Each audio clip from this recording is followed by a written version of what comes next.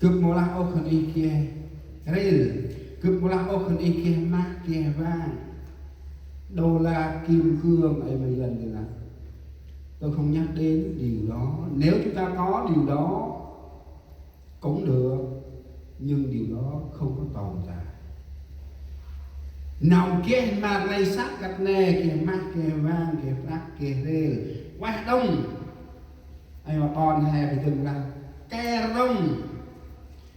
hắn trong a trong đi ướt mà vụ quanh hè kia phát kia rêu trong gút vụ quanh hè mà bự là mắt phải quanh là hè trong chẹp nhựa im bồn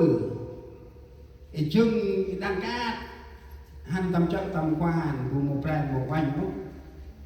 phung in trong ao từ cái quyền trong chỉ có ao quét tại giờ Việt Nam này tụi mình mà nào đây hay là bằng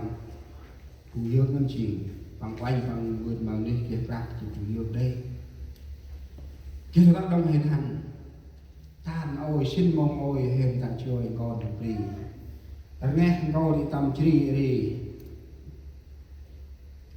đặt chi hình cao từ nào đặt đi rốt cho hồi giàu thì rồi tulip gul cho hồi mà từ từ ỏi sau cái gì hỏi cái kia mòn cái tên là cái nào nữa chả là một tan ôi sao phở tạ vương bỏ lại này lúc gần thì quỳnh tạ vương bỏ lại này mồ chạy chàng mình đặt đi đặt tao mà bọ đi tiếp hay là đừng có coi thường mấy người đó nhé, còn mấy người đó có tiền lắm ngăn đông hay nào ta có lấy hình ảnh này để bạc hình kia tri chào ích phải xem trà buồn trà phở rồi kiếm đi im lặng quay mà bằng cái phùng ý cái na bằng là kia kiếm phùng ý trong quay ao quay không ao quay ra này kia nhìn cái đó bạc lên cho quay cái khai là ăn rồi cứ qua mình đi lại ăn được nặng xa hè ý kia rồi ngoài mình được kể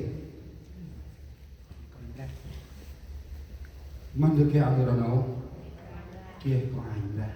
các cái đây qua cái coi rồi còn hai kia có anh ra kia lẹ ngồi kia lẹ ngồi mà bự kia u kia sai đi tầm quanh ra đông kia óc kia con đi tầm quanh ra đông thì kia bạc kia rêu nhờ mặt quanh ra đông kia nâm kia xoan hèn hơn mặt quanh ra đông rồi kia lẽ ngôi mặt quanh ra một anh ra ông được ông nô hè tu lít tâm pri bua ngồi ngoài anh hari bài dứt mà làm đủ nó phù nào tao có bài dứt mà sinh tròn sinh nó phù hay sai nào coi pri này che như xe hè tầm chích mà về ông nô bằng mà bự ta bằng lắp trong lòng một cái nói là sao đâu nào đi chiên tầm chích mà về ông nô Yusef còn già con mô tặng này chỉ đi bằng bự tách cho hai tầm pri phù đi ta tộc này mà bự ri ta này mồm mít ri ta này mồm bự ri ta này mồm đul mồm pol ri này một cái coi kia hoa ri này một cái điện thoại cái cà phê bao cái mình nhắn tin cái mình chơi mà bự nào đi dù xe cũng tầm đi chìm này muốn được mà bự mồ ngoài tầm đi bằng treo phù treo ca nó bằng chút quá chút tay mắt mà nạc xa qua này lẽ rằng đưa tầm chơi ăn mà mẹ quay như thế như sao mà đưa như sao bự đưa này chỉ mà đưa như sao tăng đưa này lại đi là sao ta tròn xin tầm nghĩ ai mô kia phụ nữ tay lớn cực chỉ bằng mô quay thú tiền đưa mà cứ ốp còn ông ai giờ đấy chỉ u vắng mong cực dài bự tây bự nào ai tay lên cật này chỉ bự tây đã Randu mâm nào lạ này dù là chú hay phụ lấy bằng đơm dù xe đi qua ai và là hơi xe về cụ thể chơi của làm này quanh lại ghi quân cơ ghi quân trạc đơ rồi có cô trạc lên áp đi này quanh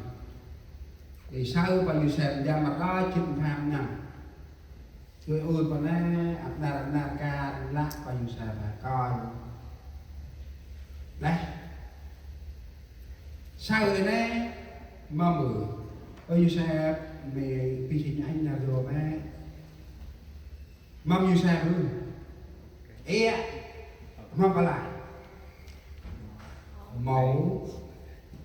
mâm bằng mặt bằng tròn xin à mâm bự cực chài bự nào bài tay cặp này chỉ đi bự tay đặt bự cực mâm bự rồi ngoài như xe thật là bằng cúc tầm pri vu một cái hình dung bol hay là bằng mô cái y prát tầm dung vì là nào đi xin bằng rồi ngoài bằng và dư mà ngoài lẽ chấp nữa đã treo tầm chay bằng đây có ai treo và chơi chắc quanh lên luôn là bằng mô kia nào từ tây mà ngoài này giờ xin hẹn sai nào đi nơm và dư mà ngoài nha tu na mâm chiên là mâm chiên như xem bằng chỉ quái tăng gọi chỉ tu na dong bằng chỉ buộc la lệ mít bước ong nâu bằng ta phương gót can an xích tầm gọi chỉ ta là một cái nào nền ấy nếu không sợ nếu không có sự trung tín nếu không có sự kính sợ Đức Chúa Trời Giuse họ có thành công như vậy không? Chắc chắn là không. Nào cài dước mặt ngoài bác mô con nông mà qua chu huy được nào cài dước mặt ngoài bác chỉ bố cài tầm ấp dùm bố nắc sai Giuse là điển hình bóng cho chúng ta ngày hôm nay chân cần thu con tầm nghi ra hè ăn hai kiếp Giuse chua cúc tại đây bằng một bữa tây tắt tu na bằng chì quay chặt quanh mặt chặt nửa đông chỉ đi ông nâu bằng tắt na chỉ ngò để đây sọc sàn tắt tận đôi chim chui về sông xa tại đây mọc bằng chỉ đi bằng đâu qua ông nâu bằng phun ruột tại na xếp phương nam bên đây cần bằng cúc tại này cái quăng là hen nam lao mà cần bằng đồ tù mà bự hay sao nào này hay là nhín một con ông thu hay Giuse được bỏ hay sao đông tất rồi bị coi Daniel lọ chiến tích mà Babylon tầm Daniel này chỉ một vùng bang mà hai chia phái phía nào Pierre nói bang thì thức chiến tích tầm pri Babylon ta này là ngồi tầm bậc chức năng khác là tầm bậc chức năng này kia tay tất thành bằng lắc pri thành bằng trong 3 lần hồi hương nhưng mà một số dân Israel vẫn ở lại Babylon đến ngày nay tầm thôn muôn Daniel bằng chiều vụ trình tích tầm vua Babylon mang bằng bự kia cốc đông ta này là ngồi thành bằng cùi nhốt vùng in đăng đăng mất mà vì mà chơi đạch này ta đấy nào đạch kiếm mất rong xem phần bằng tâm chơi đạch này vùng im mất rồi ngay vùng in đăng này ta này đầu kia xa đời ra bẹt này go chỉ đi thu hay đồng tầm quan lý phần bằng cúc ta này đạch kiếm mất chỉ đi xem mà đưa xa đạch ăn vô mà đưa xa đưa vô ở đấy là bữa nào là này ăn nhét mình đưa nhét ở đấy hay sao tầm con prao à bố đi Daniel con tầm nuôi năm bằng mô mà ư bốc phương mà đưa xa cát đấy chỉ đi mà lên nhiệt đấy thôi giờ đi chân mà nơm chắc quay này lôi tình chóc cướp bừ nào bốc bài thôi cho này bằng to trong nguyên hầm mâm nào bằng lại bằng to trong nguyên hầm màu bừ bốc bực mà đời sâu xa là hè đã mất mừ đời xa nó mới là đời xa một ơn kiện nào ông đời cho mãi thì là đời xa đấy thì là đời đấy chất thì ăn mà hè tức là phần của vua là chia cho mình huống chi mà mình không ăn mình là người nô lệ mà lại vua chia phần ăn của vua cho mình làm sao mà mình bỏ đi cái phần đó. Có thể mình thấy điều đó rất là vui, mình có thể rất tự hào nói rằng ủa cảm ơn vì vua đã thương mình, có thể mình lấy mình ăn. Nhưng mà Daniel với 3 người bạn họ có nhận hay không? Khăn bằng sóc cơn đưa xa đây ăn này nóng khăn bằng xa mà là một mà mừng tình màu sọc đấy trình đưa đánh xa đa khăn bằng xa đưa đánh nhét ăn khăn bằng nhét khăn bằng màu sọc ố khăn bằng màu sờ nó im rung ngoái tầm Daniel này mà nào kia khăn bằng khát là khăn bằng nhớ tầm Privu chiêng tích mà Babylon để in nào đi chiêng tầm phần băng in nào đi tầm núi năm phần băng lại dược mà lại no nay lứa hai say khát là cũng tầm Privu có thể cũng tầm Privu à mà là hè mà phụ ăn được đấy mà màu xả mà màu nhẹ